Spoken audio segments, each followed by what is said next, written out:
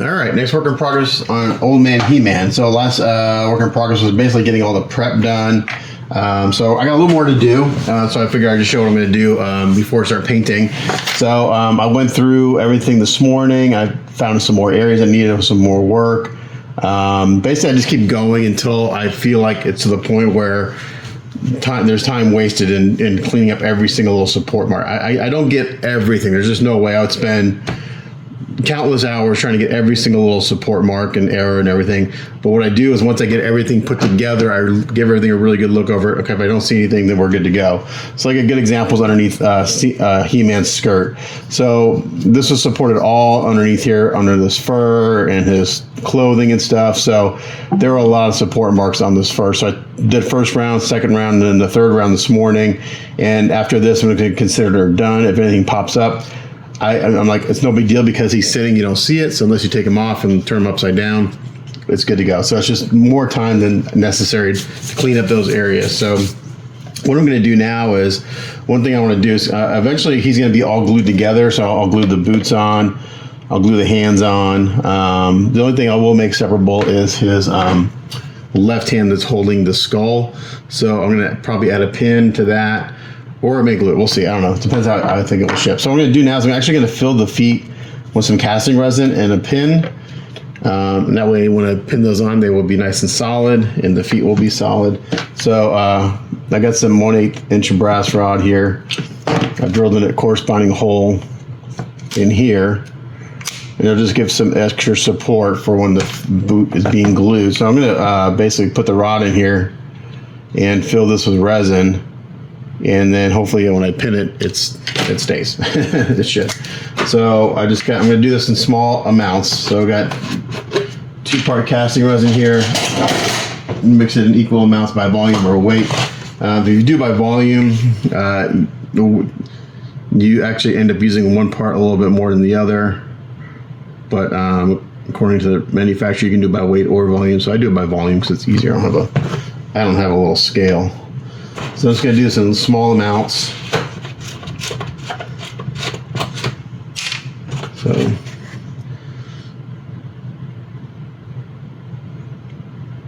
$15 and $15, like this. And then once I'm done with all this afternoon, I have a video chat with my client where we talk about colors and paint and all that stuff.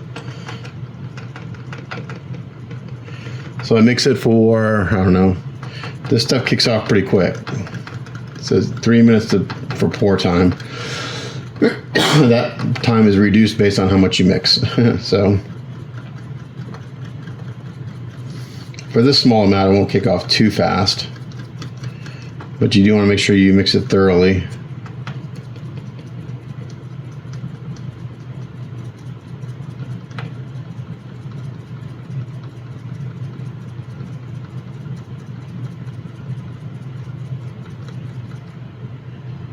Okay, that's probably pretty good. And then we're just gonna create a spout and pour that in.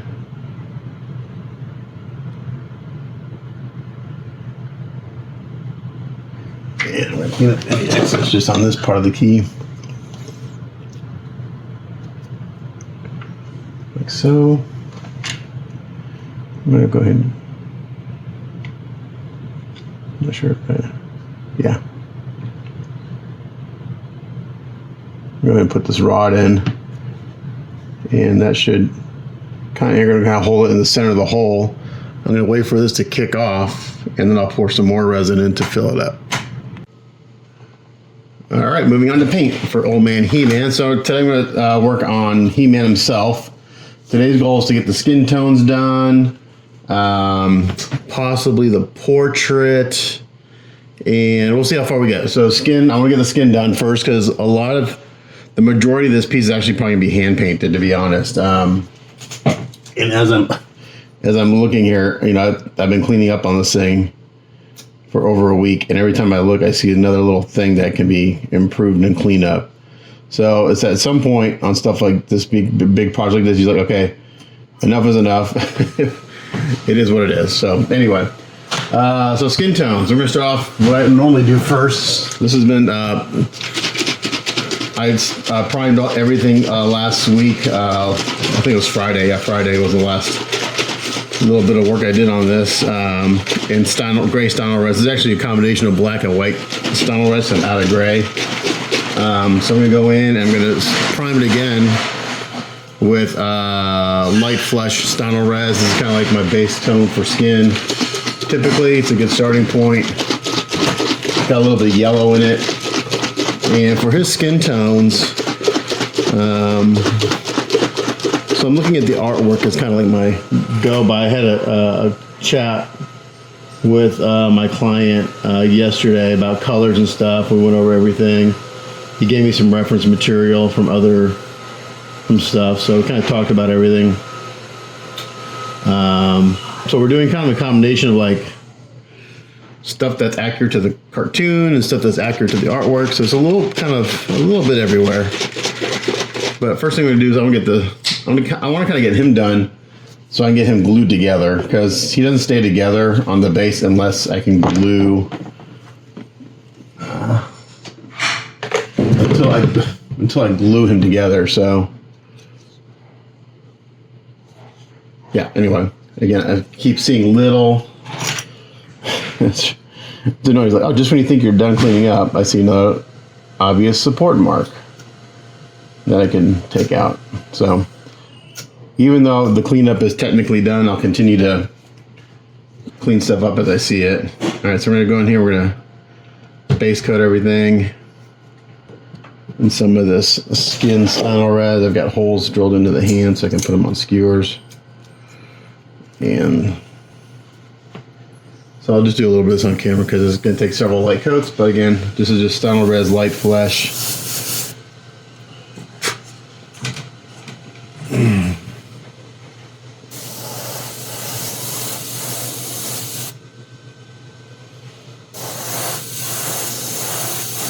Just build this up slowly. You just want to hose it on. So initially I thought I was going to keep this kind of pale, but the artwork, he's kind of reddish tan, so we may go with that.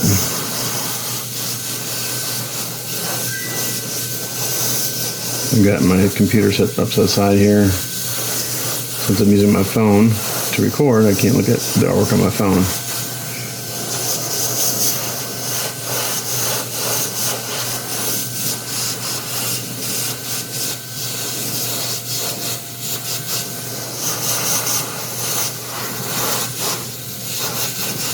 Okay, so you get the idea. We're going to put several light coats of this, and then when we're done with that, we'll come back.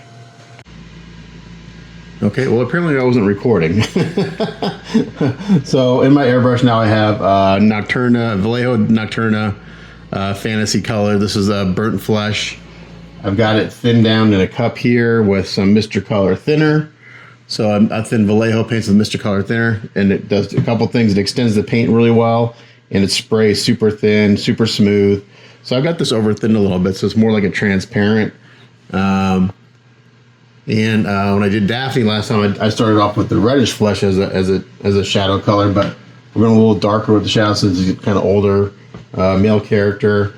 If I started on the head here, I thought I was recording, but I wasn't. So let me start chatting again. So anyway, I'm going in real tight, get all the shadows.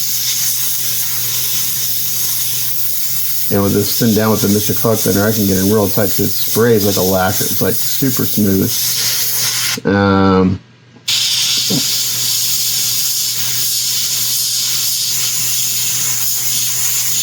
There's a couple of wrinkles here I can bring out.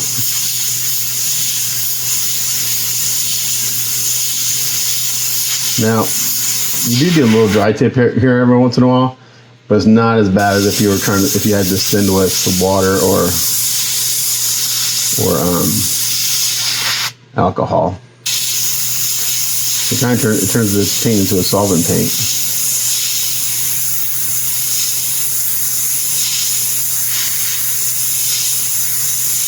The solvent paint is always going to spray smoother than an acrylic or water-based.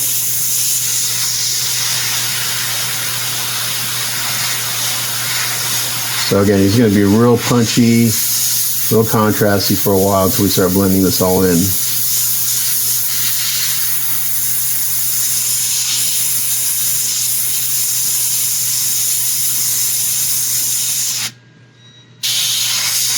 He got a little scar here on his nose.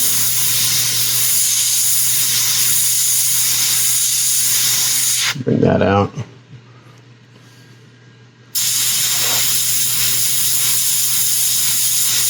Try to bring the wrinkles out in his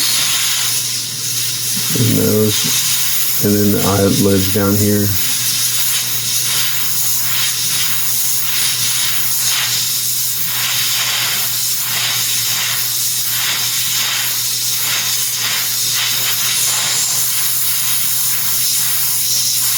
Got some age lines, very soft age lines. We'll bring those out.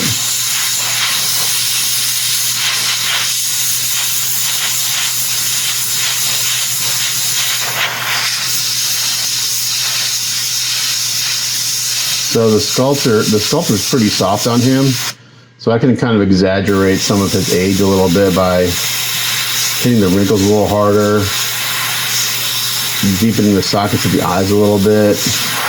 So I can exaggerate the sculpt a little bit with paint.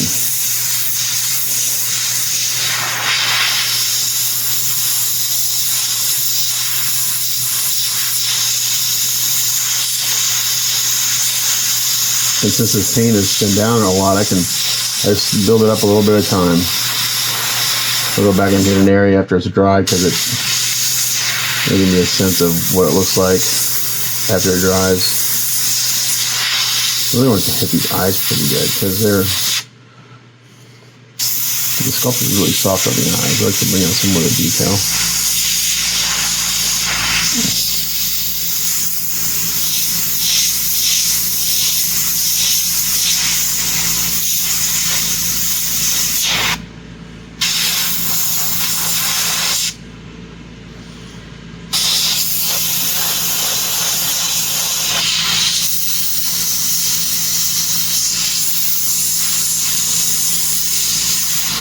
Okay, so that's kind of the shading on the face. I'm going to bring out the cheekbones a little bit. Again, it's kind of soft. It's a soft sculpt. And since I had this thin down, I can just kind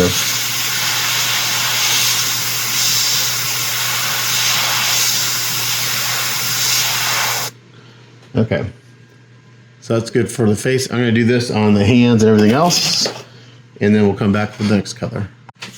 Okay, so I got all the shading done on all the parts, and we're looking pretty good, a little punchy, just how we start off.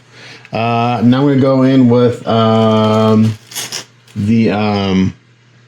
highlight color. This is the Nocturna Highlight Skin. Again, I do the shadows and I do the highlights and I blend it in, and we go back and forth. So again, I'm just going to kind of hit the high spots here. Zoom in a little bit. I'll show you on the head. So let me bring this down a little bit.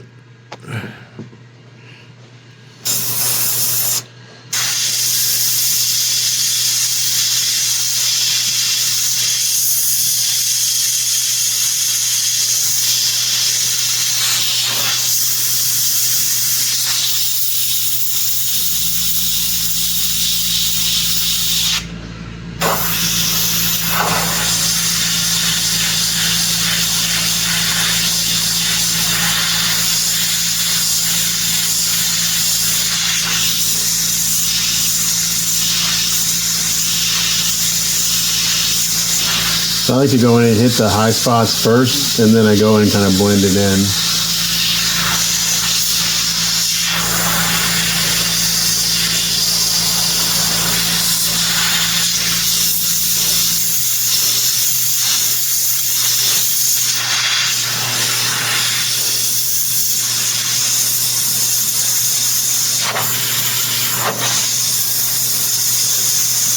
Maybe a little more thinner.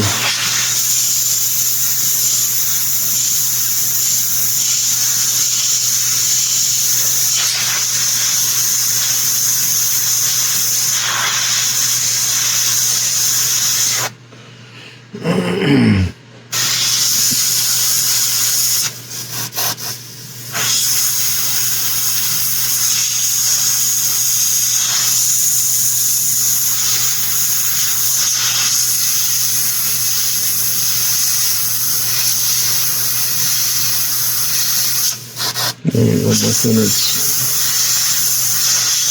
not spraying as smooth as I'd like. I'm going to do that real quick.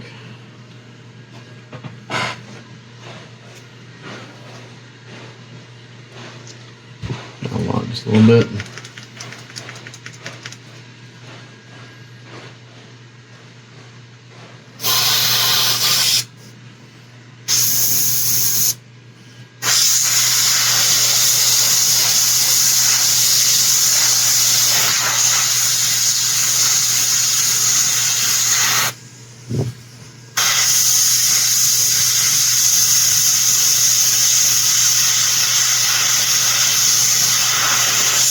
Just going to draw in some of the features here.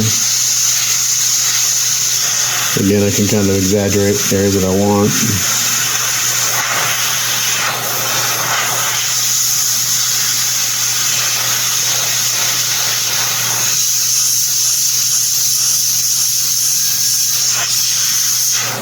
Okay, I'm going to back off and kind of mist this on.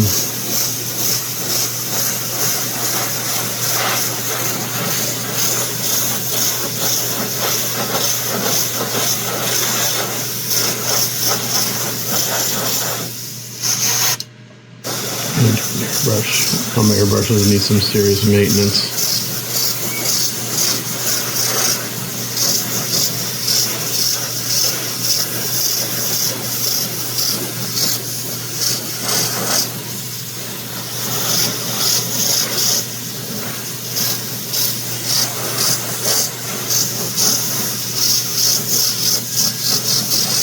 Okay, so we're gonna leave the face like that for now. And I'm going to do this to everything else, and we'll let it dry for a little bit, and then we'll do the next color.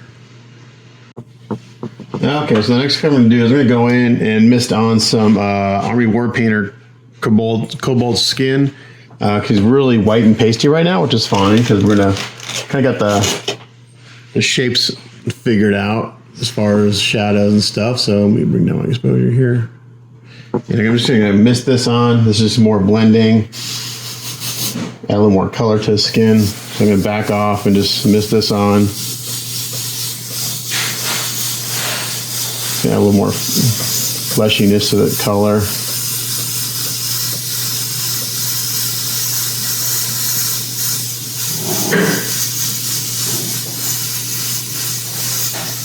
We'll be revisiting the shadows and stuff as we go.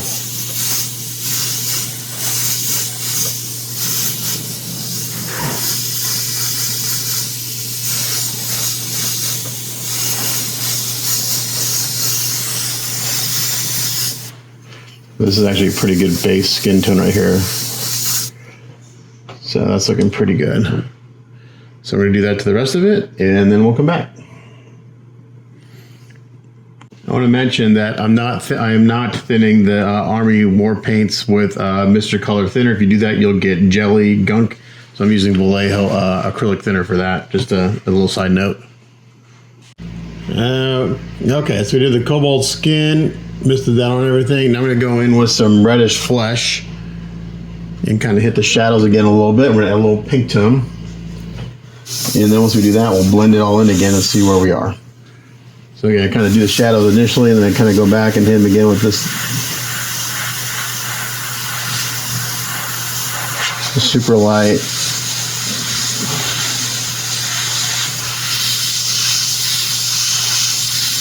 Not nearly as heavy as we did the first time.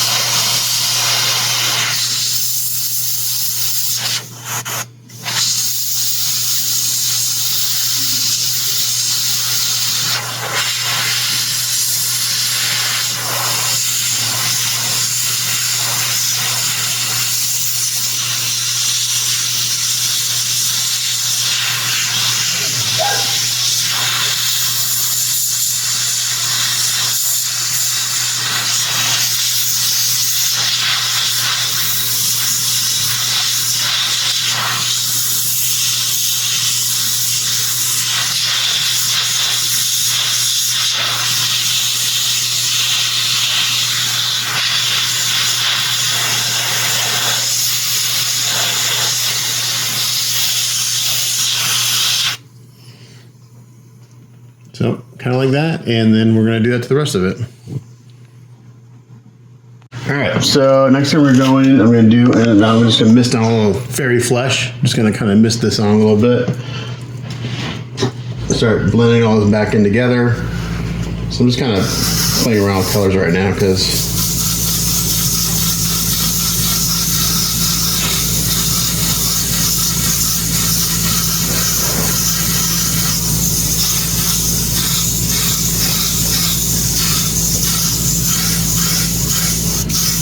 especially with fairy flesh, I'll probably go back in and mist on the cobalt skin again.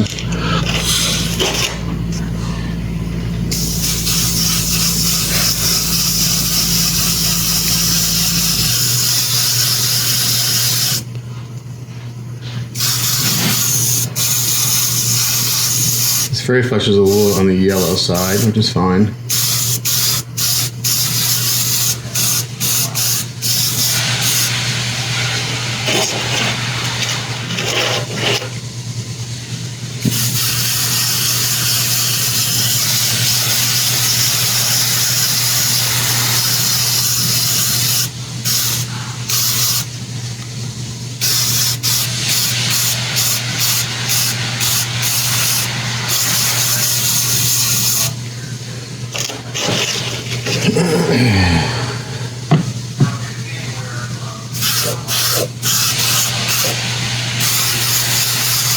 And this is thin with the Mr. Color Thinner because it's the Vallejo.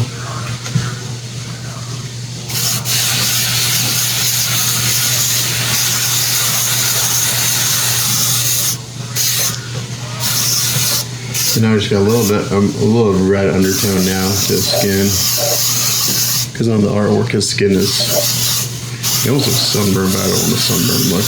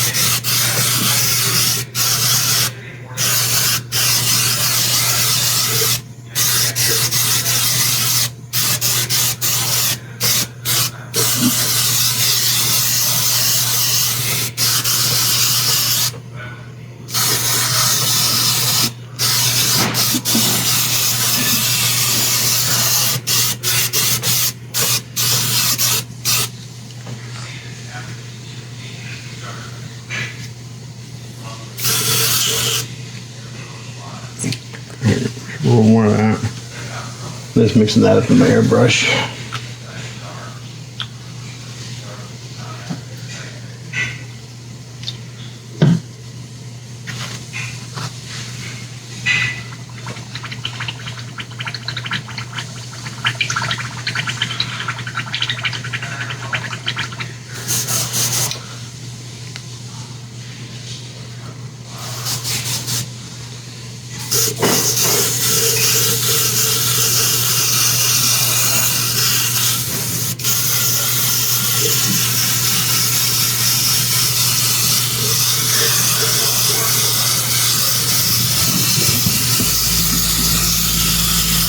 Okay, I'm getting there, slowly but surely. All right, so I'm gonna let that dry for a little bit. I'm gonna go back and do another misting of the cobalt, and I'll show you that.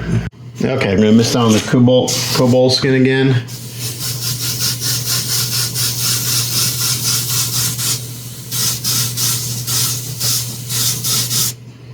Use a little more thinner.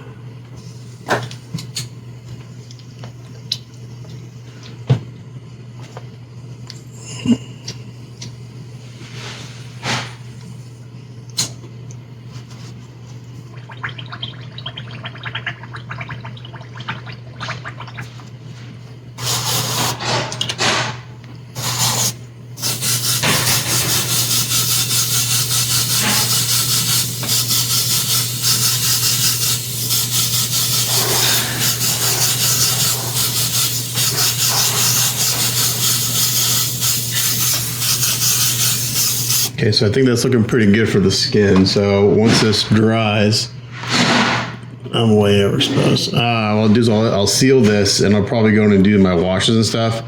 We got some nice shading and shapes and stuff, so we got some nice shade, some nice tones going in there. A little red undertone, which is kind of what we wanted. And this is looking good. So we'll do this to everything else, let it dry, and we'll seal it.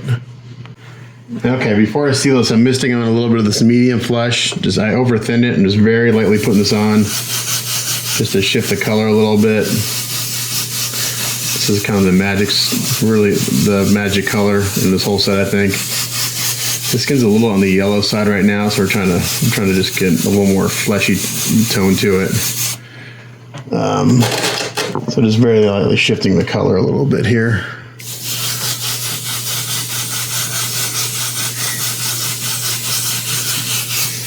I think when I do my washes, it'll all come together.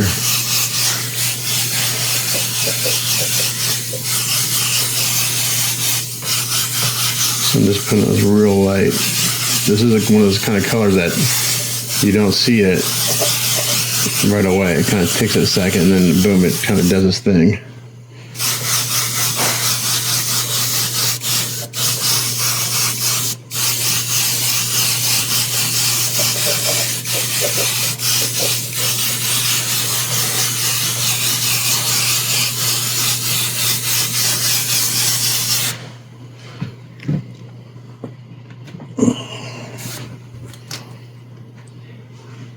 The torso is hard because it's hard to hold. There's really nowhere to hold it.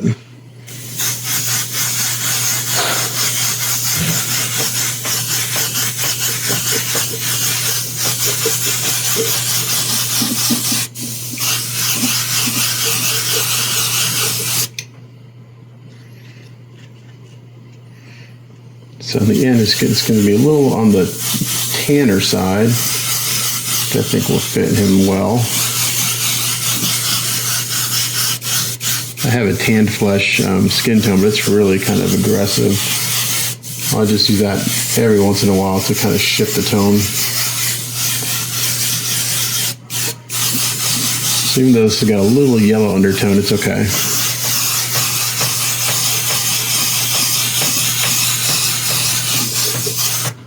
So I'm just really lightly missing this on, is that I have it over thinned.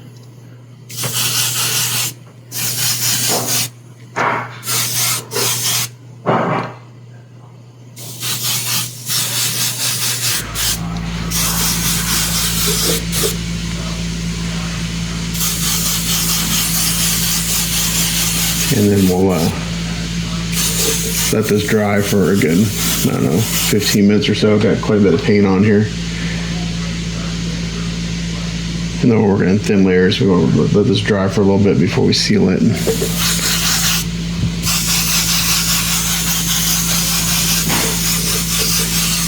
And then once we seal it, we'll take a look at it.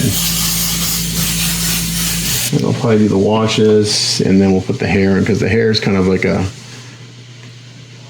good thing to tell you how the skin's looking. And the hair is a very light blonde, almost white. So that's what we're going to do. Okay. And I'm just looking at it next to the legs and everything, and we're all looking pretty good. All right, so I'm going to let this dry for a little bit, and I'll seal it, and I'll come back. Okie dokie, so this all dried for a little while. I went ahead and sealed it with Krylon flat. Now we're going to go do some washes. The first one is going to be a purple wash. And I'm just using Liquitex Basic. This is a Crimson Violet. And I got a makeup sponge here. And I'm just going to put this on.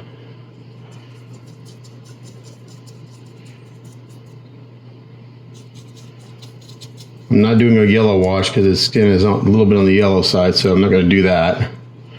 I don't want to add any more yellow, so we're going to add some purple and some red with these washes, and this should give us some nice fleshy characteristics to the skin. So you put it on and dab it off. You want to take it off as quickly as possible. You don't want to just, and right there already the purple's made a huge difference. And you'll find that the purple specifically kind of exaggerates the shadows a little more, and the red tends to exaggerate the highlights a little bit more. So it's kind of interesting how that works. And I just kind of keep dabbing with the sponge, and then you probably can't see a difference in camera because it typically blows out, but that's the trick. I mean, that's all there really is to it. You put it on and dab it off. And I'm not putting it on crazy wet. Not letting it run all over the place.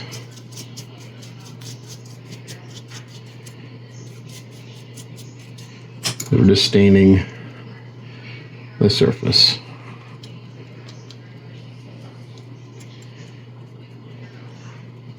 Sometimes I'll cut these sponges so they have little tips on them, because sometimes it's hard to get the sponge into little crevices and stuff.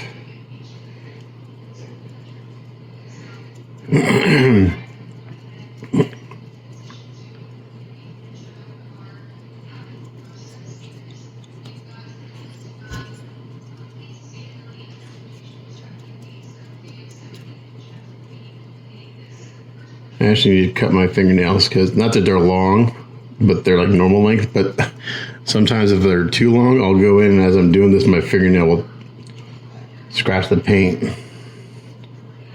So like right there, I'm going to cut a little corner in the sponge.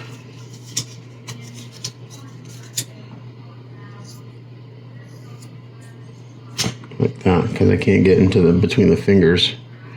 You don't want that to settle and dry, because then it'll just scream purple. And you don't want to scream purple, you just want to stain the surface. And as you move this, the wash will move around, so just keep dabbing until it looks like you got it all off. Let's see. I'm not sure if you'll be able to see a difference in camera again, because my camera tends to blow it out, but on the right, it's got the wash on it, and the left does not. It's pretty subtle, but it actually makes a big difference. So we're gonna do that to all the parts, and then we'll seal it, and then I'll come back and do the red. Okay, so I sealed it, it's dried. Now we're going with the red wash. This is really watery. I don't want this like too crazy saturated. So it's very watered down. Again, you put it on. Again, I'm not flooding it. I'm just kind of put it on lightly, and then start dabbing as soon as you put it on. And it's just going to give a little stain. Now I will go in and I will airbrush these washes selectively. Like the purple, I'll airbrush into the eye sockets, build it up a little bit. The pink or the red, I'll airbrush like on the cheeks a little bit, and do some selective toning with these two washes to add some more depth or anything, but that's it.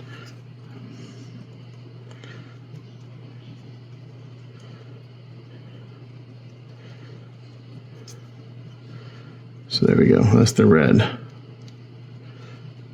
This step actually goes pretty quick.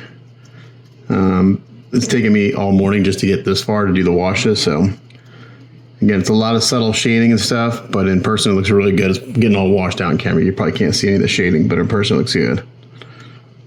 And that's what matters.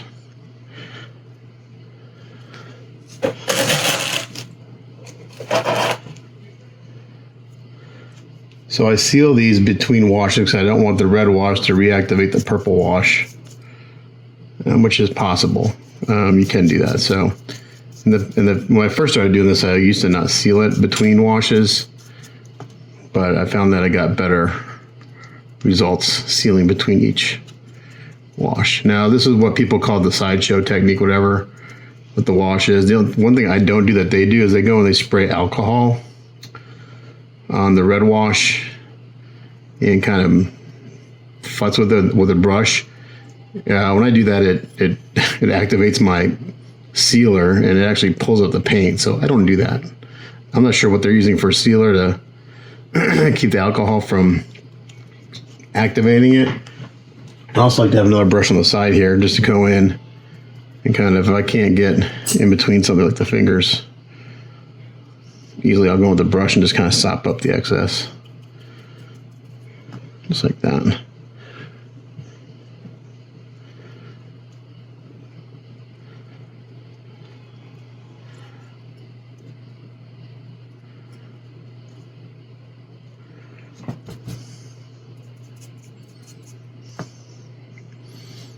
But now, the skin's kind of got a fleshy tone. Now my skin's pretty yellow, so I use my skin as a kind of a go-by a lot. And I look at the palms of my hands, so it matches pretty good. I got a little more, modeling on my skin, but that's looking pretty good so right there. So I'm gonna do that to the rest of it, and then we'll see what will come back. Okay, so next thing I'm gonna do is I'm gonna put the hair in because I think the skin looks good, but really it's hard to tell until you get the hair in. So what I did is I mixed up some golden Titan Buff with some raw sienna because his hair is like a really light blonde, and blonde hair is not yellow; it's actually tan. So we're just gonna go in here, and I'm gonna do just a little bit on camera because again I gotta see what I'm doing. But I'm gonna go in and just cut this around. So probably take like 3 or 4 coats of this paint because this is their high flow paint. It's pretty thin, so it takes a few coats when you're hand painting to do this.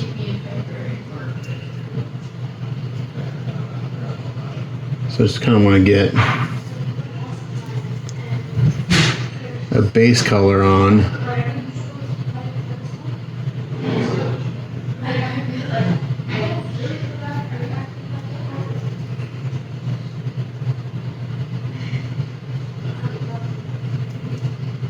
So I'll base coat the hair, his beard, his eyebrows, and also put the whites of the eyes in too. That'll kind of give me a sense of where the skin tone is, and I still will go in and do some more detail airbrushing with those washes.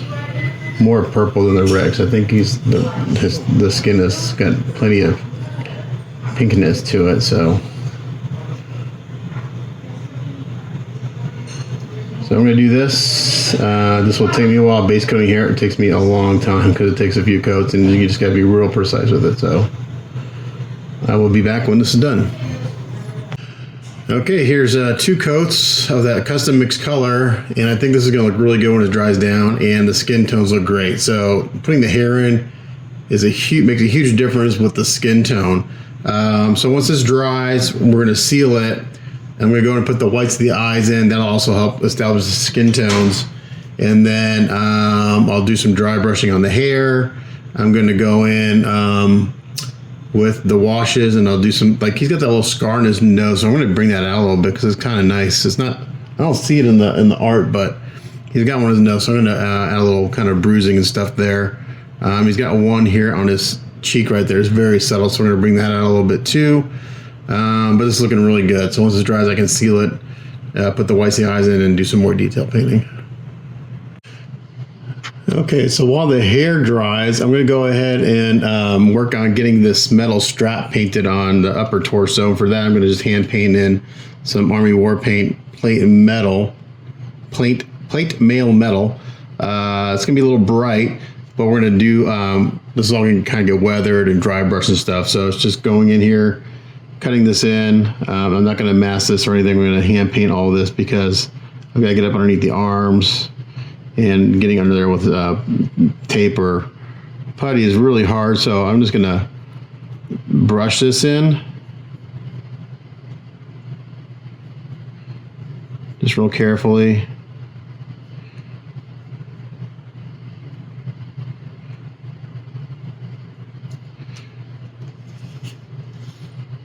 And this may take 2 coats, we'll see. I can't remember if this particular color coats well in one color or not, I don't remember.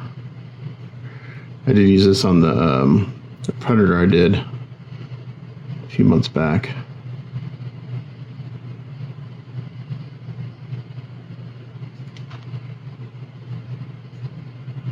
But you get the idea. Cut it in and paint it.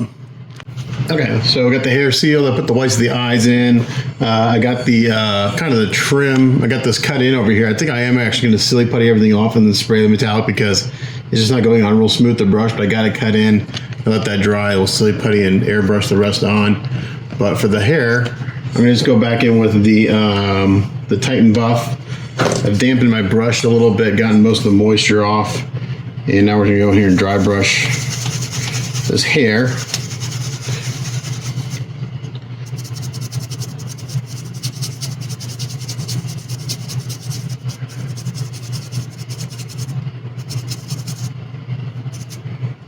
brush may be a little dirty. We'll see. The last color I did.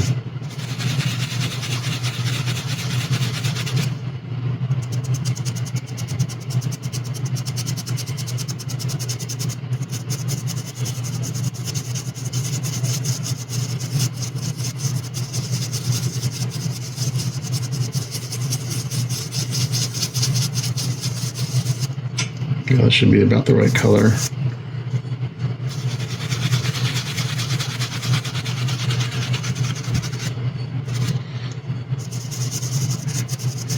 So I got dampen the brush a little bit first, then you get all the moisture up till it feels dry, and then start dry brushing. And when I go in here, it gives it a nice soft look. It doesn't look so, just gives it a real nice look to it. So once I get this the way I want, I'll come in with a flat brush and just hit the really top, the top highlights. Maybe a little bit of white, just a touch of white. So again, his hair is, in the artwork, it's pretty much just a white blonde.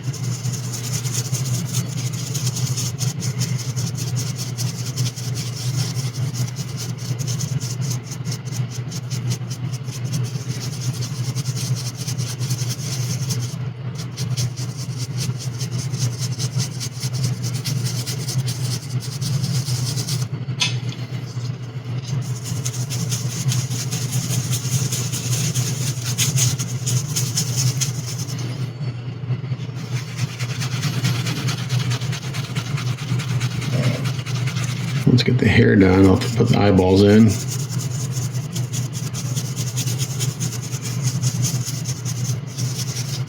Right, the portrait done today. It's skin. Most of the major skin tones done, and the portrait done, and kind of that middle on the upper body. That's actually a really full day. Let me put me in right about 9 hours for the day. By the time I have to take my son to soccer practice, so. Skin tones took quite a while, just lots of layers, building it up. Kind of concentrate on the bottom of the beard here, would be a little more white. Now get around closer to the skin, I gotta be a little more careful, because these golden acrylics, they don't come off as easily as like a Vallejo paint does. So if you get it somewhere you don't want, you gotta get it off right away, otherwise it sticks really well, which is a good thing. Just makes it harder to clean it up.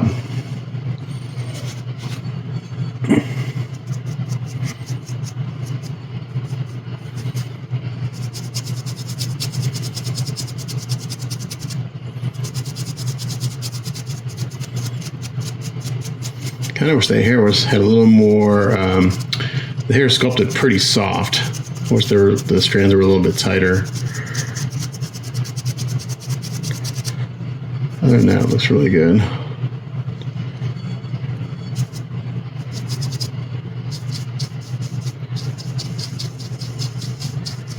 Sometimes it's hard to get when you got a beard, try to get up underneath. Now, he doesn't have any eyebrows. His eyebrows are underneath his hair, so I didn't paint any in because they're covered.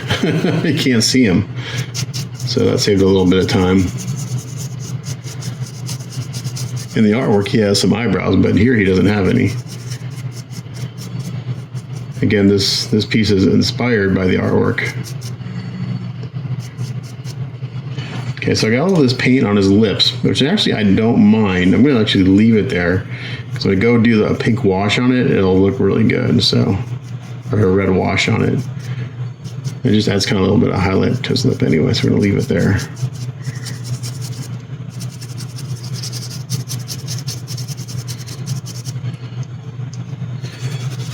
Okay, I'm going to look at my reference here, and it's looking pretty much spot on to the artwork, color-wise. I may go in and do a little, once I get the white on, do a little airbrushing with a transparent tone to add a little more shape to the hair.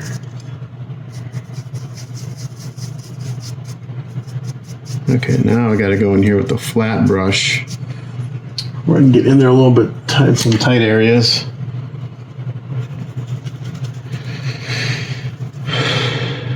like here on the beard. Just can't get on that without getting all over the skin. So I'm coming here with the flat brush and get a little tighter up here, kind of on the sideburns and up underneath.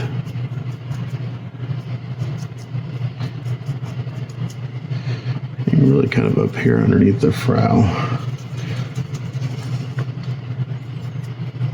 Close to the skin.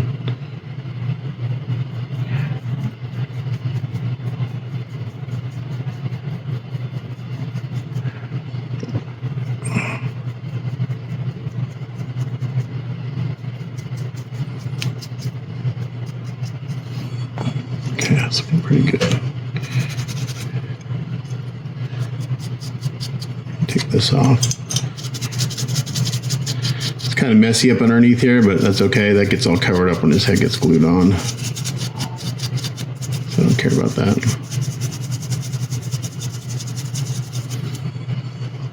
Okay, it's looking pretty good. I'm gonna go with just a little bit of white.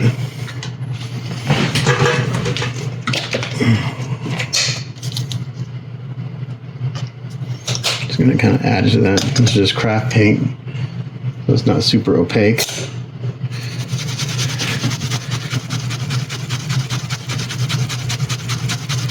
You really get most of that off, and just do a real light.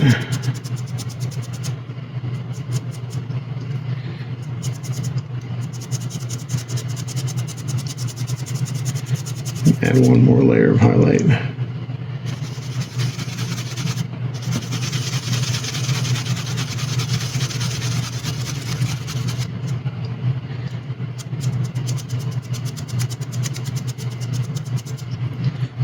So now instead of doing a circle motion, I'm kind of hitting the tops of everything a little bit.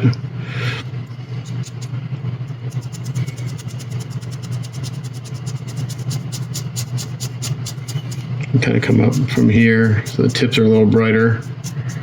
Bottom of his beard's a little brighter.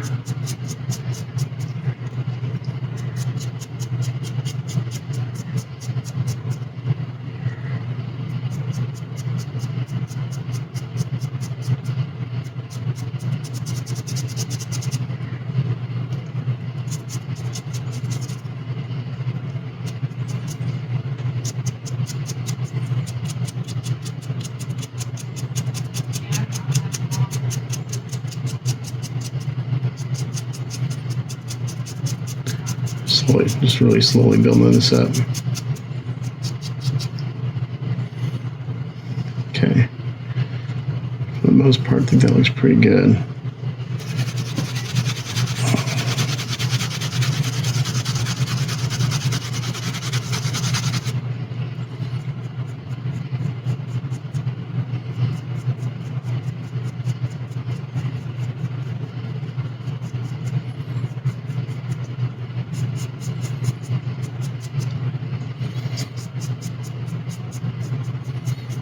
And that's how you kind of do a really super light blonde.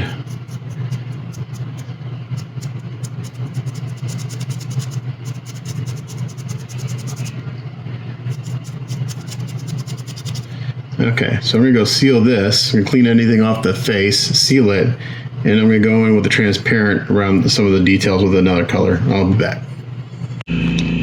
Okay, so I slowly puttied off the upper torso, and I've sprayed on that metallic. I'll let that dry for a little bit. I'm going to put on a second coat here in a little while, and then we'll take that off and seal that, and that's what I'll do on that today. For the head, put this over here.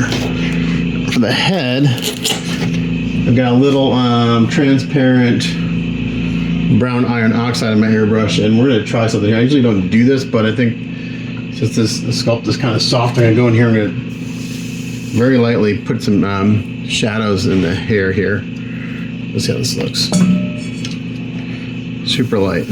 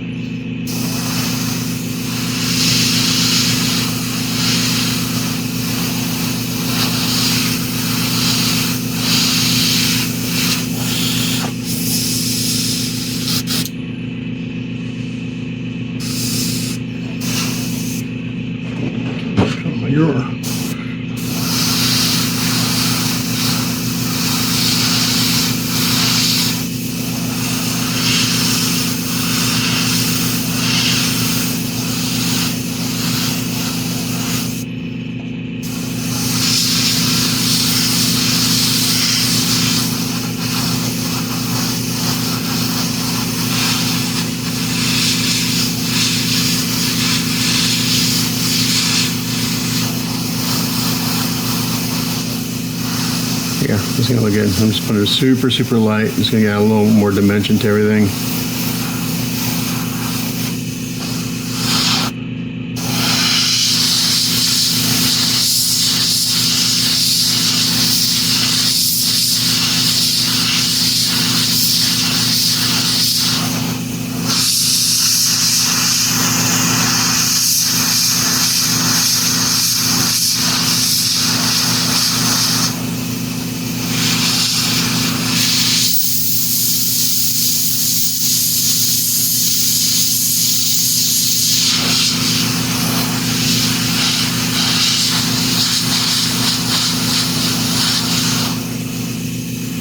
Yeah, it's pretty light. This is good because on top of the white, it just adds a little more golden hue to it a little bit.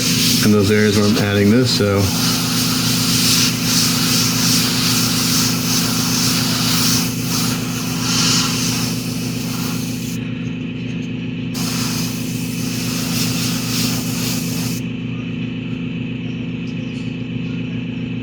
Dry my little speck there to take care of that. I'll go ahead and do the beard a little bit.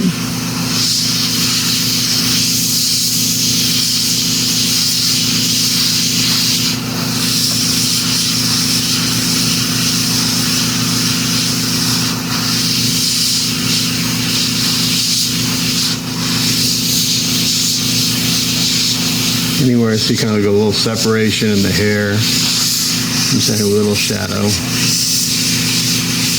It's real subtle. Can you hit the hairline a little bit?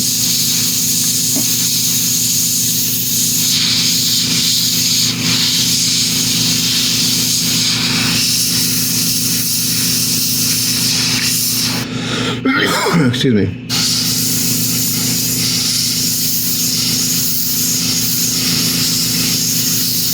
Get this on the skin, just a touch on the skin by the hairline.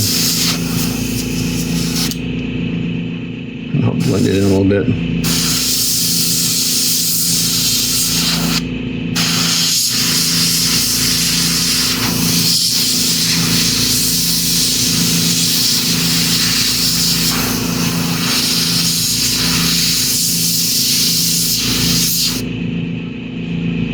Okay, that's looking pretty good.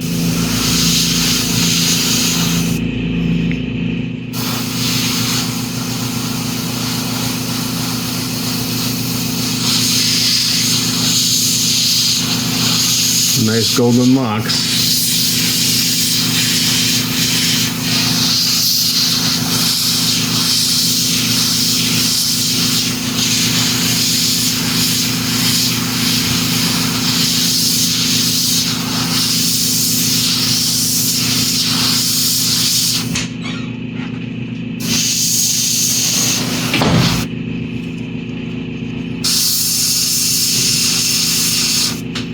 Okay, I think the hair's done. I really like this. This looks good. Do a couple strands right here on the forehead just to give some separation.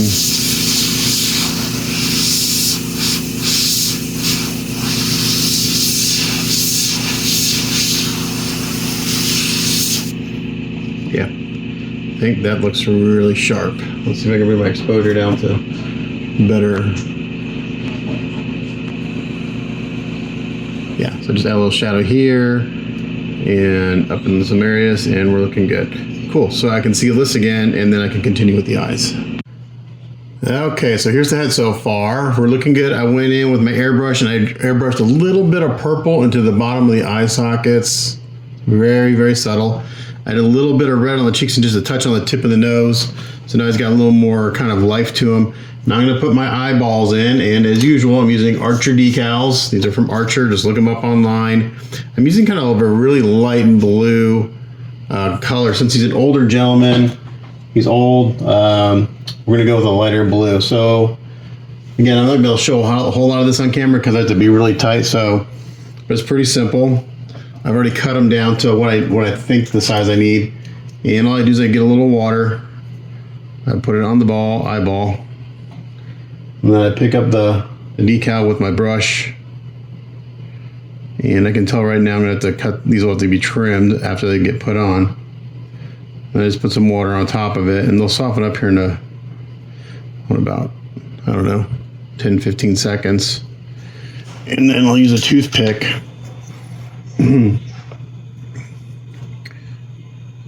Now, one thing I don't like about these decals is that, like, I go in and add a little dark, whatever color the eye is. Like, so this is like a blue. I'll go in and add a dark blue outline around the eyeball. It just really helps separate it and brings it to life.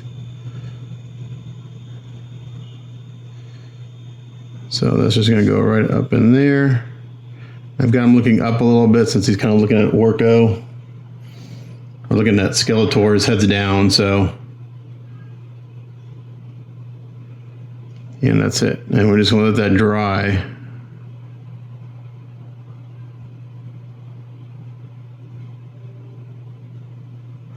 Right like that. And then I'm going to do the other one. Again, I put a little water in the eye socket. Again, remember this head's been sealed several times, so I'm not going to damage anything. Pick up the decal with my brush, put it on.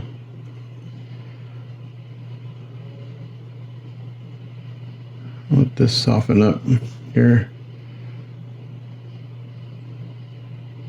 That came off really quick. So then what you gotta do is once these dry, now I can move them around really easily since they're wet and get them placed centered and everything, so they're both in the right spot. And I like to tilt the head up and look up at it like from the nose until this one needs to go out a little bit. This one needs to come in a little bit. And here's the paper, take that off.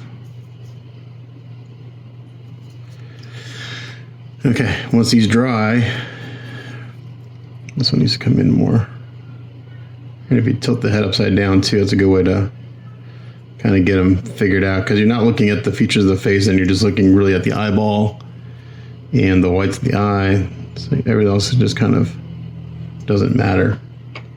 I always tend to make these, trim them, I seem to never trim them small enough, but I'd rather have a little excess that I can trim off after they've dried than.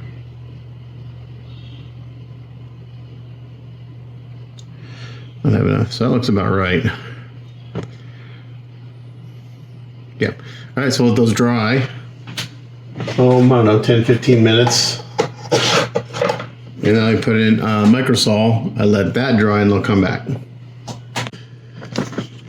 Okay, it's Tuesday, and we're going to continue on with working on some of the skin tone details on He-Man.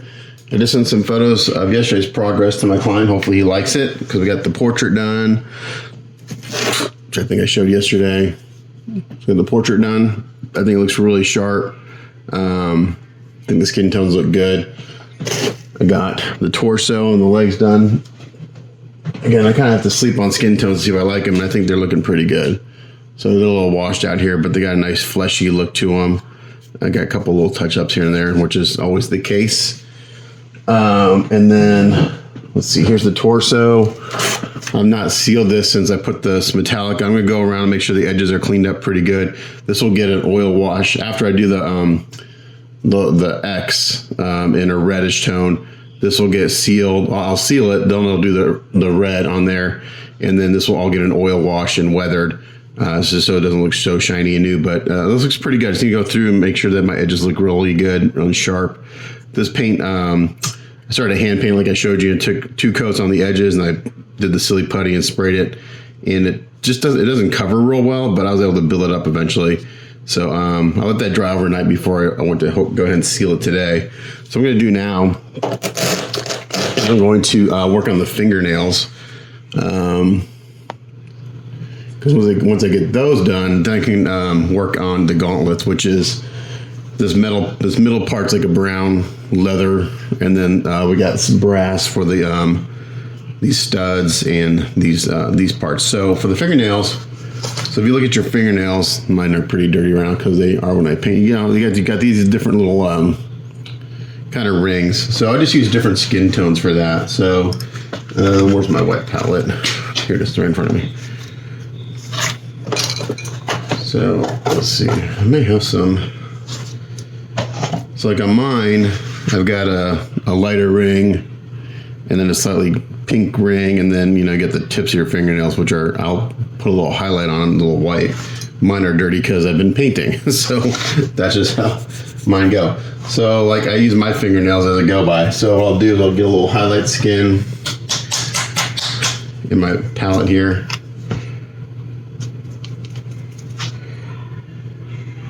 Like that, and I'll water it down. A little water, not lacquer thinner. And then we're gonna fine brush. And I try to do it like a transparent.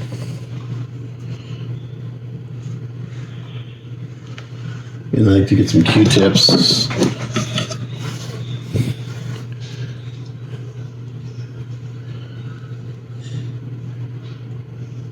And I've got some, I got some purple there from something yesterday, dang it. I'm not sure what that's from. Some purple on my palette.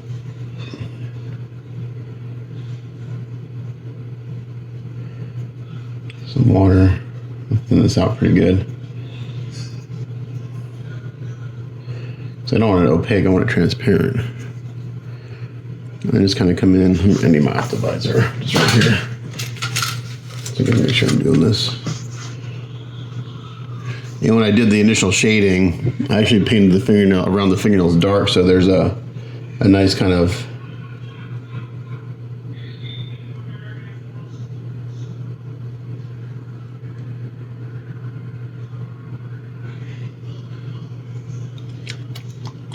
I kind of put it on. I really want it more like a wash than anything.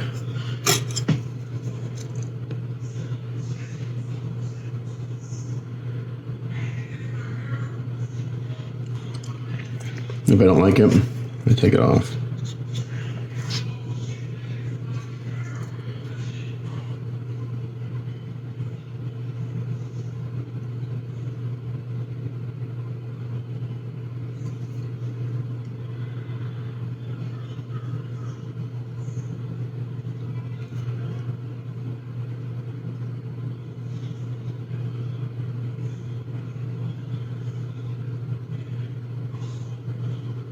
So it's good on the thumb.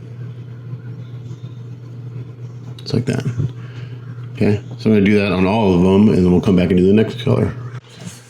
Okay, so I went ahead and added a couple more colors to the fingernails. What I did is I went in and I added a little barbarian flesh over the whole fingernail with a flat brush. And I just kind of started where I did that first initial kind of ring of color and just kind of brushed it this way. And then I added some more of that highlight flesh and added the highlight to the tip and brushed it this way. So now I got some texture in there, and we got some fingernails on He-Man, and it looks pretty good. So I'm gonna go around and clean up my edges, make sure everything looks good, and then we'll seal this. And then I'm gonna silly putty off the hand, and we'll start doing the leather on the gauntlets. Okay, so I silly putty off the gauntlets, and I've also masked off, did a quick mask around the legs and stuff because the belt and the gauntlets match. So we're gonna do those at the same time.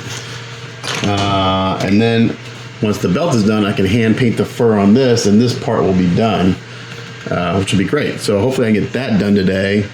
My goal today is to get the lower torso wrapped up. I got the boots base coated in black yesterday because we got black boots with leather straps. Let me see if the leather on the boots matches. No, okay, so the fur, we're gonna do the boots and this at the same time because the fur on the boots matches the fur on this. So we'll do those the same color. The boots are just black. I'll do some dry brushing on those here in a little bit. So anyway, let's do the leather on this stuff. So for a base coat, I think I'm gonna do, oh, I wish I had more of this raw umber, but I don't. What's this? Got some sepia. This got a little green in it. This might work. No, it's not sepia, it's more red. I'm gonna mix up some sepia and burnt sienna.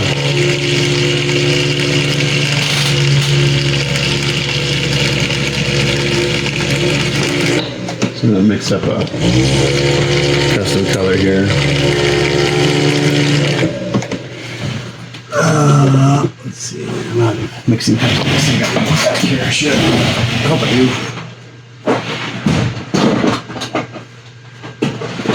Maybe.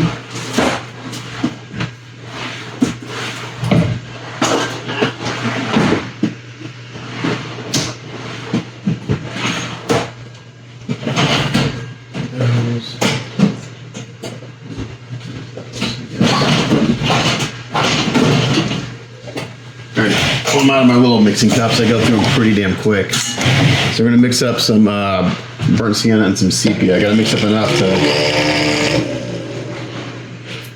to base coat both of these.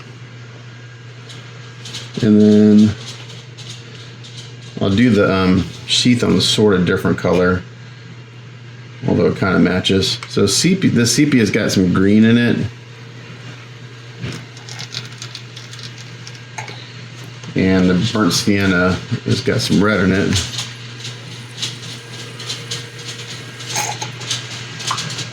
Out of that. I need to order some more. Okay, so that's actually the perfect color there, and this will dry down. Hopefully this is enough.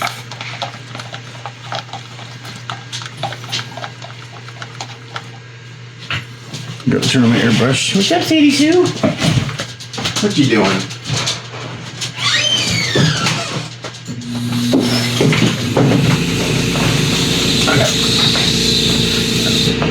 Maybe I'll try this thing.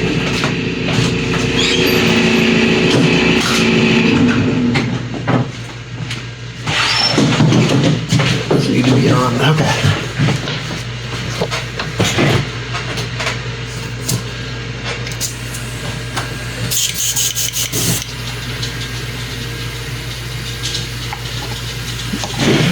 So this is a little sepia,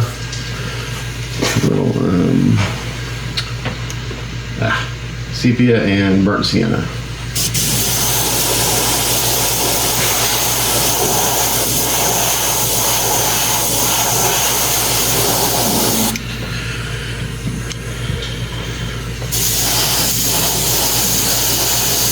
And this stuff you just want to build up slowly. You don't want to hose this on.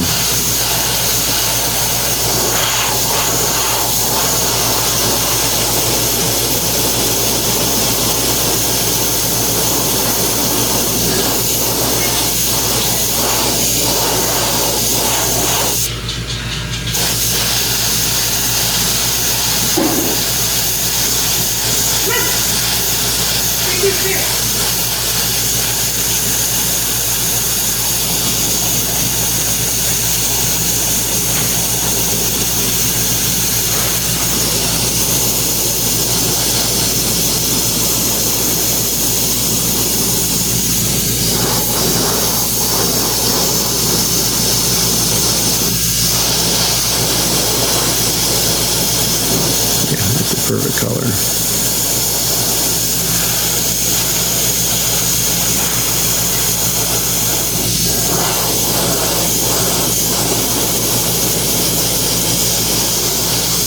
Alright, so we're going to do this to both gauntlets and the belt. We'll let it dry and I'll seal it when I come back. Okay, so while that paint dries, I just put on the gauntlets and the belt. I'm going to do some work on the boots because that golden takes a little while to dry. So first I'm going to just dry brush some, this is a rainy day gray onto the boots. It's going to get it a little brighter than I want, but then we're going to go in and mist on some other colors just to give it some dimension.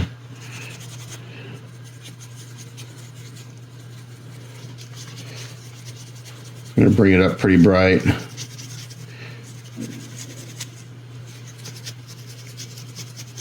I think I get up under here because this leather goes up underneath by the fur.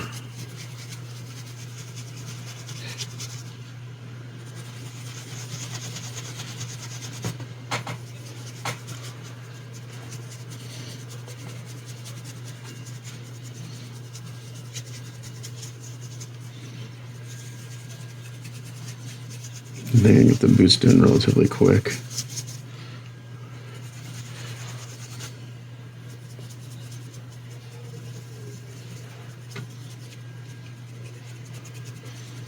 Kind of hit the toes a little harder. Those will get worn. Same with the heel. Now I don't want gray boots, I want black boots. So we're gonna again bring up the highlights, and then I'll go in with a transparent black and do some shading, and I'll bring it back down with highlights.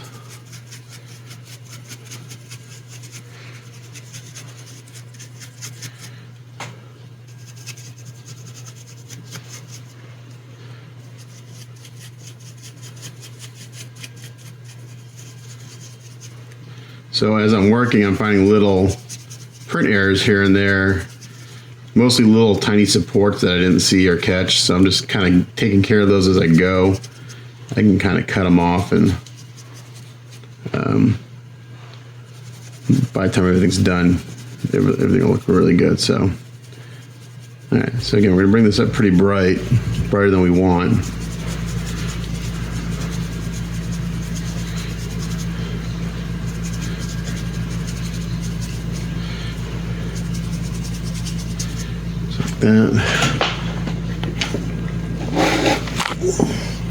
I heard back from my client. He's digging the work I did yesterday, which is good. So I can put the portrait aside. It's the first official part that's done on this.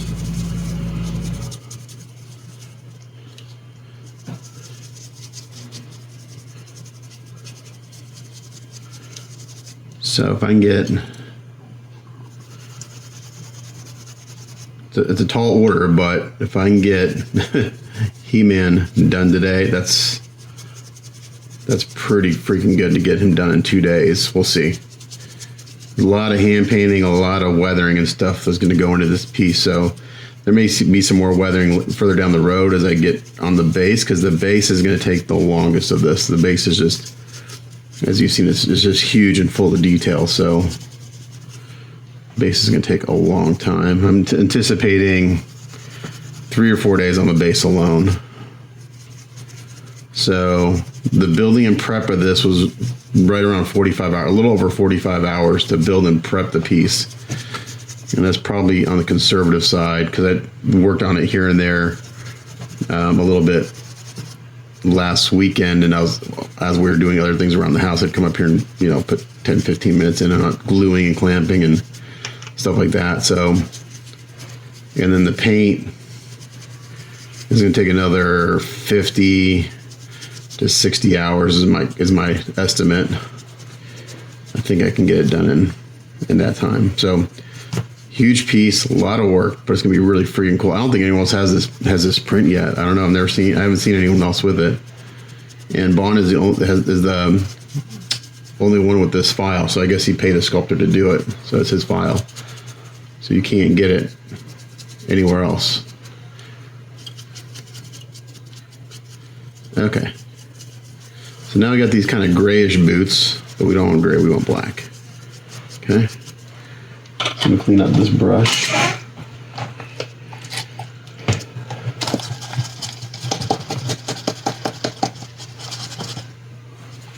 And I got my reference up here next to me.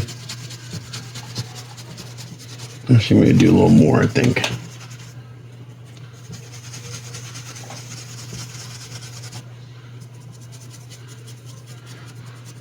In particular on the top here.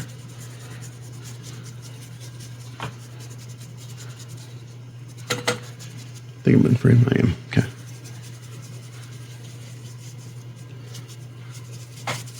Maybe I to upload the second video on this work in progress video. Let's do a little more here.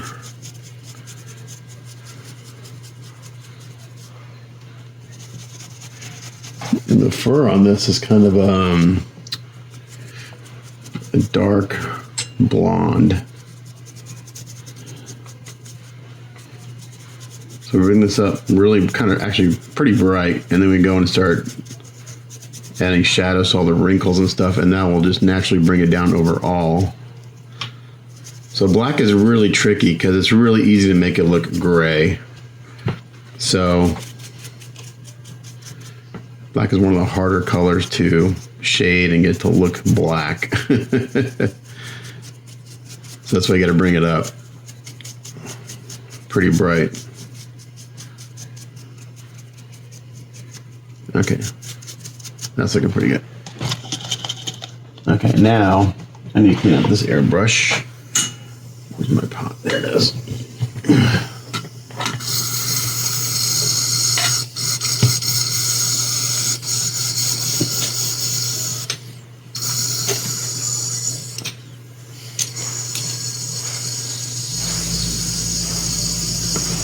I start with water on this stuff, and then I go in with alcohol and clean the rest.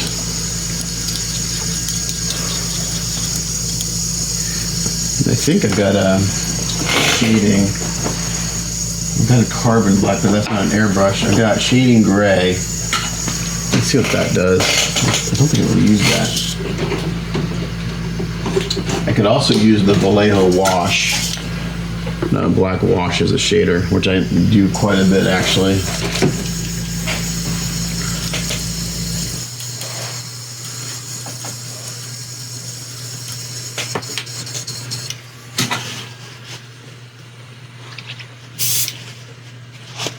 I need a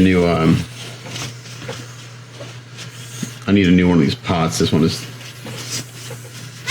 pretty much. I'm really hard on my tools. Okay. So we got that. Let's see. Do I have a transparent Mr. Color? I might. Let's see.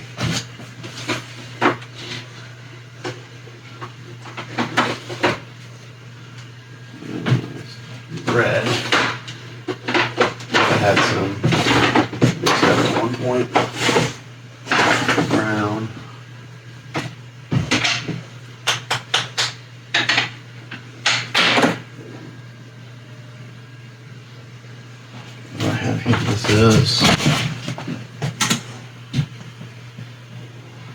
Is this a transparent black I've got mixed up? I think it is. Okay. I really like using the Mr. Colors. They're my favorite. This looks like a transparent black that I've got mixed up. I'll test it. Put a napkin here. Yeah, I'm not even going to seal this. I'm just going to go right over the work I just did. Okay, so I got transparent black. I'm going to come in here. I'm going to start hitting all these wrinkles.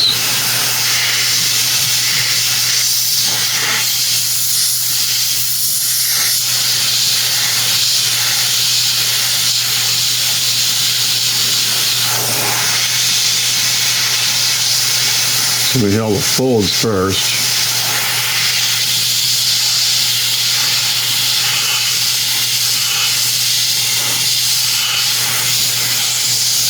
Underneath the leather strap, put a shadow there.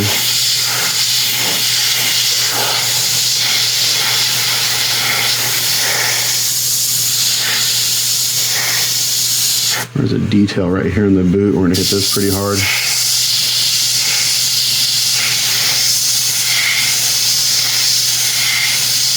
I can always tell I've had my coffee because my hand's kind of shaky first thing in the morning.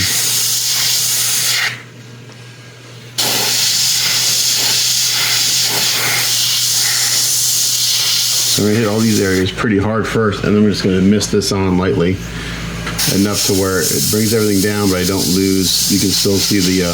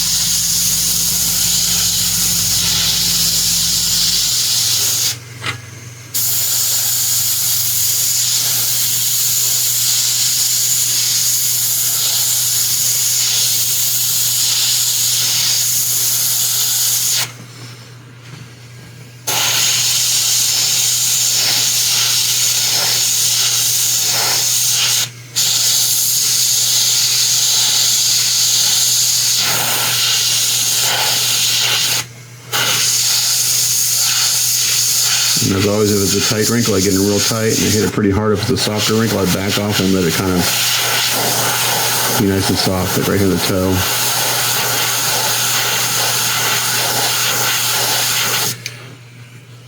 Okay, so now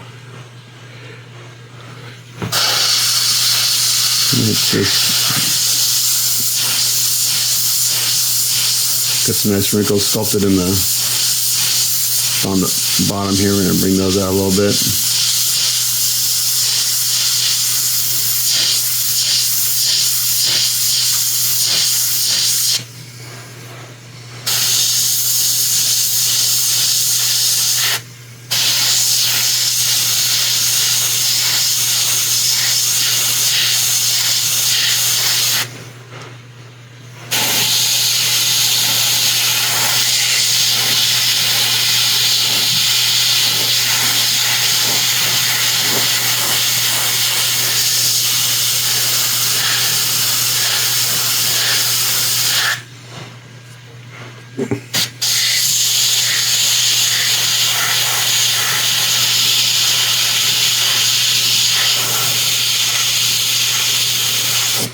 Okay, so hopefully you can see that shading is kind of doing its thing.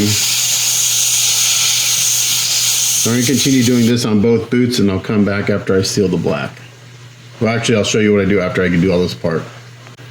Okay, so we did the initial shading. I'm just going to come in and mist this over everything now, just to kind of tone down the gray tones and accentuate the shadowing a little more.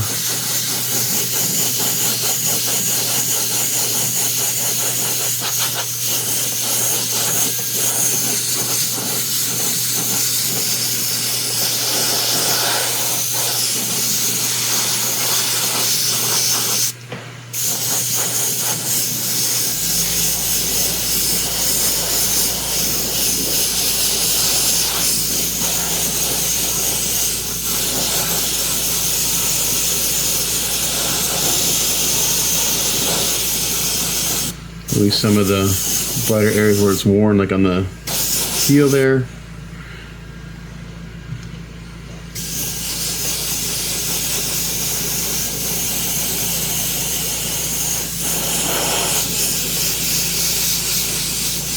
So this gives me a nice kind of worn black leather look.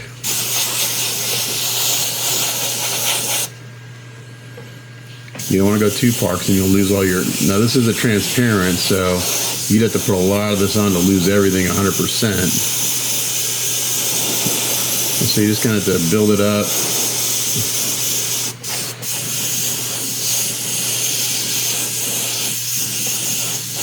Slowly, and then once you seal it, you'll get an idea of what it looks like. But I can tell right now this is probably about where I want to be.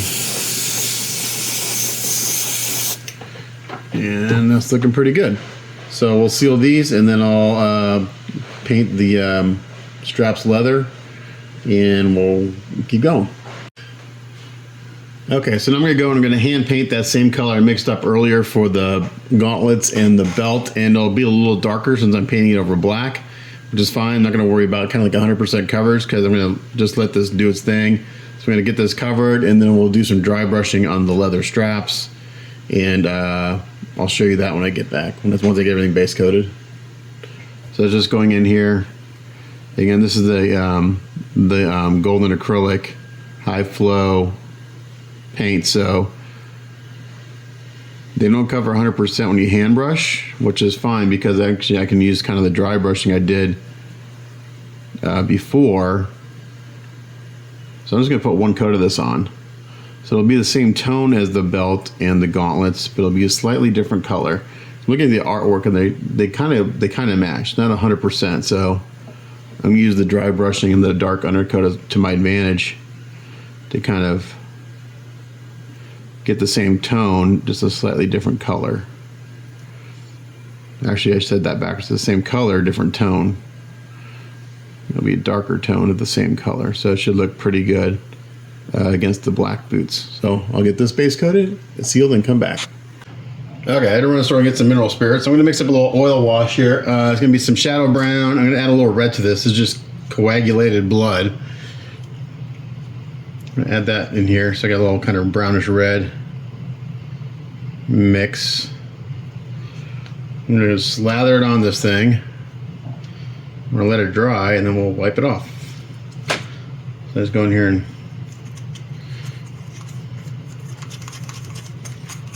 mix this up.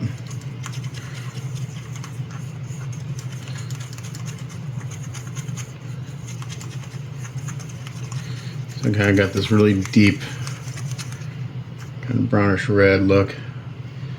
And just put it on. Put it on messy. Just let it flow into all the crevices and stuff. Excuse me.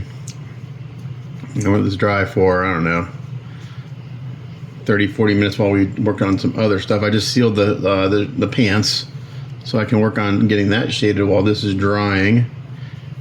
This is oils. It never really, you know, be able to wipe it off, and should have some nice bringing all the texture and stuff. So another way of doing this is just, instead of dry brushing, is doing this. I may do some dry brushing up this too, but I don't know. I kind of flip-flop as far as like techniques go. Okay, so that's it. Nice and messy. Just let it sit that. Once this is kind of got a matte look to it, once it's not shiny anymore, I'd say it probably is not a straight oil, but it's got a lot of. We'll come back and wipe that off and take a look at it. So I'll come back when I'm ready to work on the shorts. Okay, so I'm going in with some deep, really kind of blackish red and adding some shading to the shorts. Once I'm done with that, I'll seal this again, and then hopefully this part is done. Alrighty, so this is dried a little bit. It's got a little bit of a sheen on it, but it doesn't look wet anymore. And I've got this rag that I just keep in my drawer that I use for this kind of thing, and it just keeps getting dirtier and dirtier, and actually the dirtier it gets, the better it works. So you want to put on a glove here because it has remnants of oil washes past. And we just come in here and start wiping this off gently.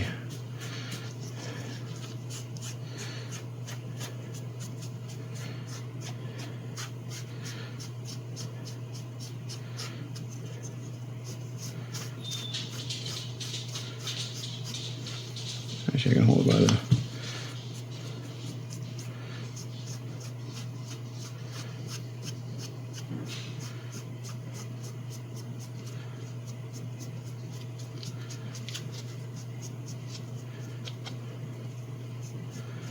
And that's kind of stayed in all the little crevices and everything.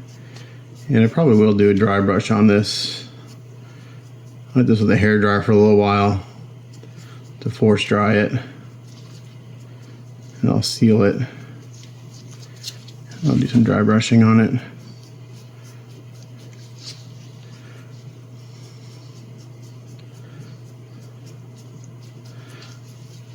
And the reason I did it this way is just because, again, we have a lot of browns, a lot of same color tones going on. And I wanted this to be a slightly different leather color from the boots and everything else we got going on. So that's kind of why I did it this direction.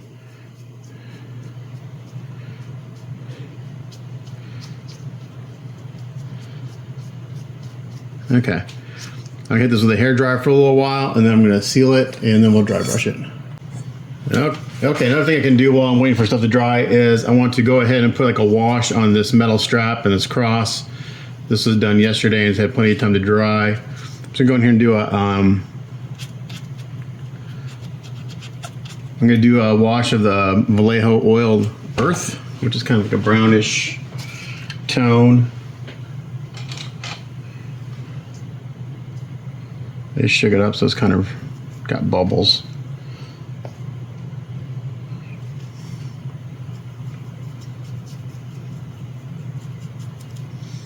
I need to pour this into a cup. When you shake this up, it gets lots of bubbles, and I don't want bubbles. There we go. I'm going to put some of the palette to the side here. I'm just going to kind of put it over everything and let it run. Sorry about my dog. She's freaking out because her mama left her. I just want this metal to look new. I want it to look a little worn.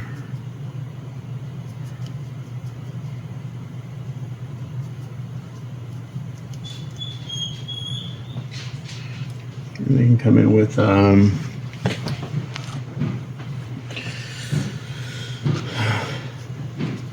rag. I'll be right back. Sadie! My dog's freaking out because Mama left and she didn't like that Mama left. So, alrighty. So again, I'm just gonna put this on. I can kind of use a rag to dab it and give it a model look and get the excess up.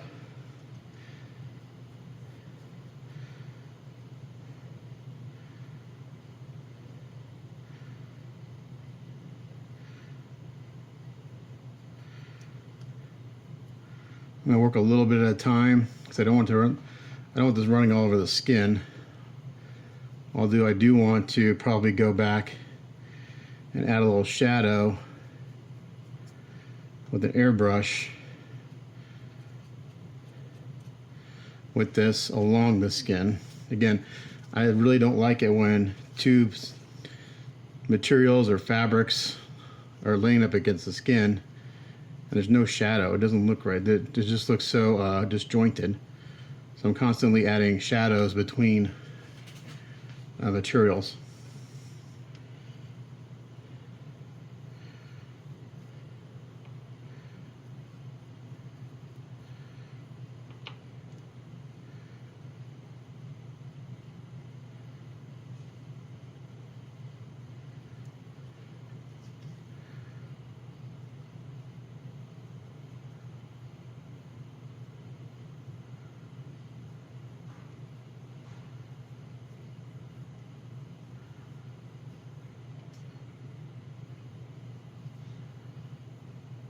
So I'm just taking this brush and kind of going along the edge there. And taking this rag and just kind of tapping. This helps kind of give it a modeled look. It's not so, makes it look a little more natural. And then I can also take a Q-tip, kind of tap along the edge here to soften that up. So I got something on the skin. It's not the end of the world because this color actually works well with the skin. So it'll work well for me going in and airbrushing a shadow. So just like that. So maybe I'll tell on camera this side has a wash, this side doesn't. I'm gonna do the whole thing and then come back. Okay, I started to glue stuff together. So I've glued the boots on, let those dry. Now I've got the I glued the right hand on, and I've glued the torso to the legs. That's behind me drying with the clamp. Sealed this. I'm gonna go in and I'm gonna dry brush some red leather on top. Let's see what that gives us. And then I'm gonna do another highlight and then again some more airbrushing.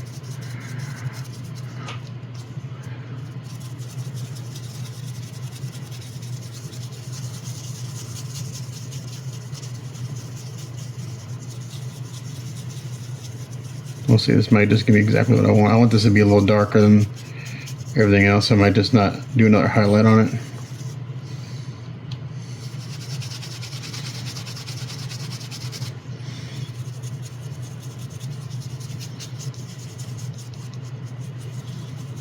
And once I get this done, I can paint the sword. Now, we talked about the sword, and it's actually in the anime, in the cartoon, it's actually really simple.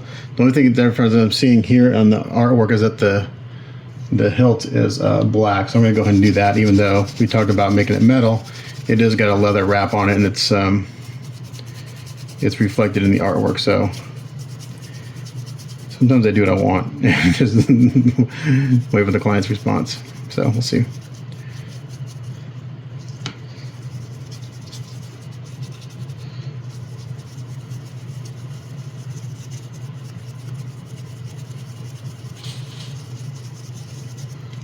I like this. I think we're gonna add a little bit of sand to this. I gotta say one thing and I go back and do something different. So I'm not gonna highlight, but I think I am.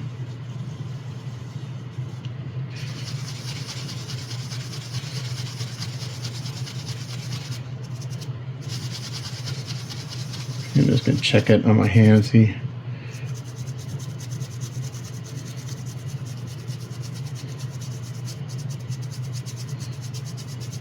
Keep this one pretty simple.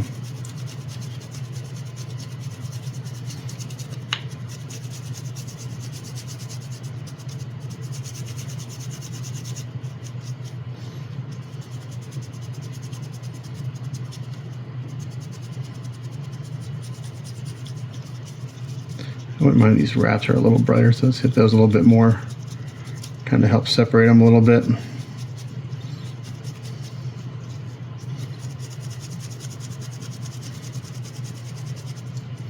I think this will work nicely. Brings out the stitches a little bit, brings out the leather texture a little bit more. And I think that's going to do it for the sheath. Again, keep this one pretty simple.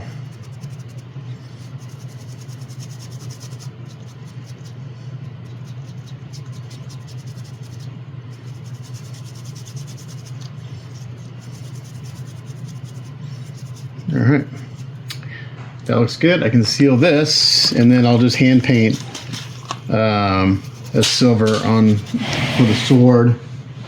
Just drop something. I think it's the needle guard from Airbrush. Okay, I'm gonna seal this. I'm gonna hand paint the sword, and I'll come back when that's done. Okay, here we are so far, looking really good. The only thing left to do on him is the tattoo on his shoulder here of the sorcerer or sorceress. What is the sorceress? Hold on, I gotta look. I got it pulled up. My sorceress, not the sorcerer. A sorcerer would be a male. But this looks really freaking good. It looks really nice, looks great. Again, you're not seeing a bunch of the details you're not seeing here on camera because it's getting washed out.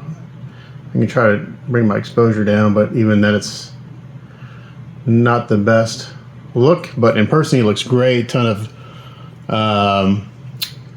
nuances and subtle tones. I got to go through and do a couple little touch-ups here and there, but overall it looks really good. I just finished up the sword, did a gray wrap on the pommel, and just some light shading on the metal, so it's just not one color, but this looks really good. So I'm going to send a couple pictures to my client, and then I'll start working on the tattoo. I've never painted a tattoo on a kit before, but my initial thought is to do watercolors, so they're kind of translucent, and then do some outlining with the black pen. So I'll get set up to do that here in a second.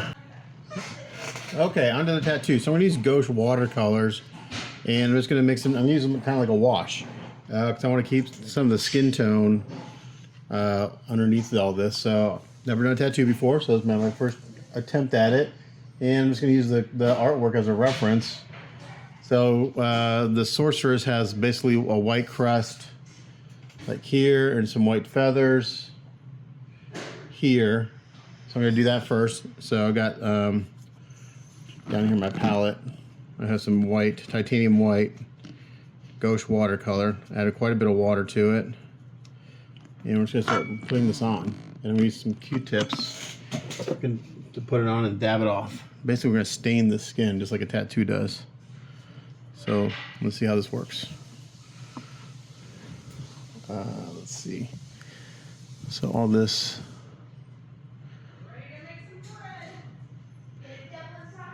kind of goes white.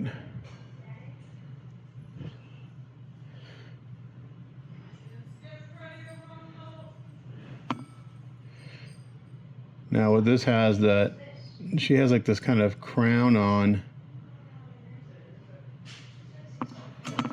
and then I'm gonna kind of dab.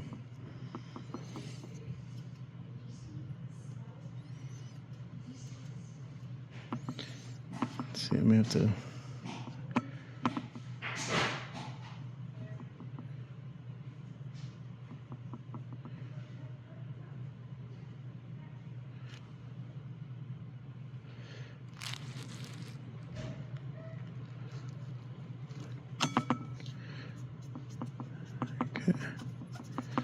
Don't think I have enough paint in there. It's because it's beating up too much. I got a little more paint to my mixture here. Pull to the side.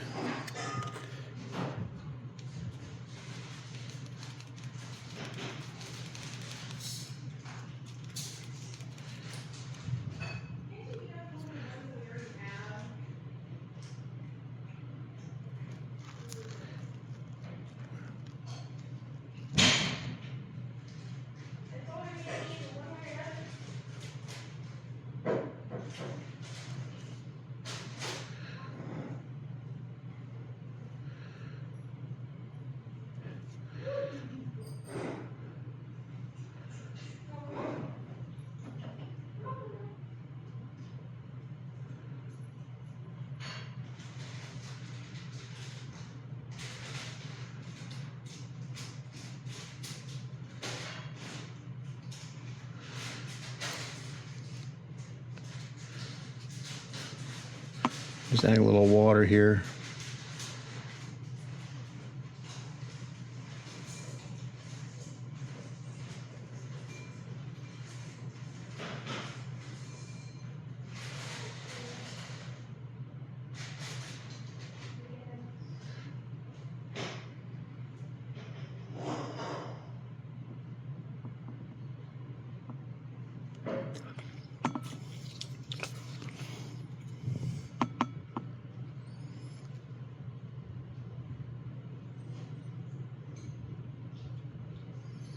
I think about all these ghost watercolors, but I don't gotta have, I can literally wipe it off. So yeah, so I'm not digging that. I've got to come up with the techniques. I've never done this before. So that was too much paint. Not enough water.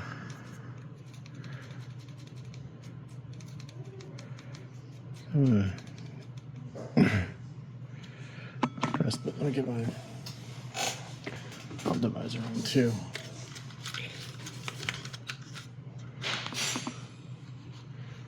Let's bring this in closer to me.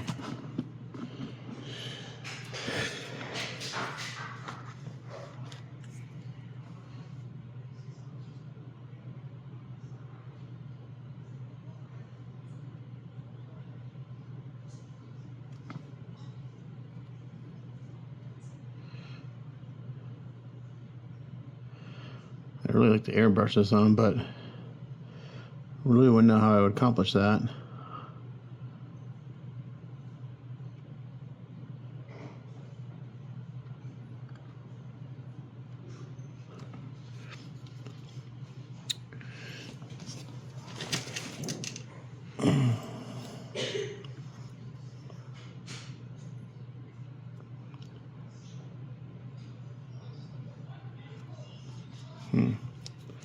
I'm going to play with this for a little bit off camera until I come up with a technique, and then we'll come back. Okay, so I think I have a technique down. Basically, I put the watercolor on, I let it sit for a little bit, and before it dries, I go in there and I tap with a Q-tip to get the excess off. So it stains the surface, it leaves enough on there where I can see the color and the skin tone through it. So I'm going to go through and work on this because I'm really close to my face with my optimizer on. I'll come back and I'll show you what I got when I'm done. Okay, well, it wasn't too bad. It took me about an hour and a half to do this, and I think this looks pretty good. So just went in with light washes of the different colors and just layered it on, slowly building it up. And I think this looks pretty good. So I need to seal this, and then I'll go in and I'll line everything to give everything an outline. And then the tattoo should be done. I'm gonna send a picture to my client before I seal, make sure he likes it. And then I'll seal it and do the lining work. Okie dokie, and with this, or with that, the He-Man figure is done. So, finished doing the colors on the tattoo last night, sent some photos to my client, and his comment was that before I did the line work that it was a little too bright, so I went ahead and I just kind of misted some skin tone very lightly over the whole thing just to kind of soften the colors and make it kind of look like it's under skin. I think that worked pretty well. I went through and I did a really, like a dark gray lining around everything. And then did a little shading on the lips. So for my first tattoo, I think it looks pretty good. I got some learning to do on those, but overall, I think it works. I went ahead and glued the head on, and with that, I haven't glued this hand on because I got to work on the Skeletor skull, and I'm going to glue that skull to his hand. So I'm not going to glue that on. I don't know if I'm going to glue it on or put a pin. I haven't decided yet, but overall, he looks really freaking fantastic. And we have the sword. I forget what the name of the sword is, but yeah, looking pretty good. I'm really happy with this. Skin tone looks great. The fur looks great. Everything's great. So that's the end of those work in progress, and then we'll move on to start working on stuff for the base. So stay tuned for that one. Thanks for watching.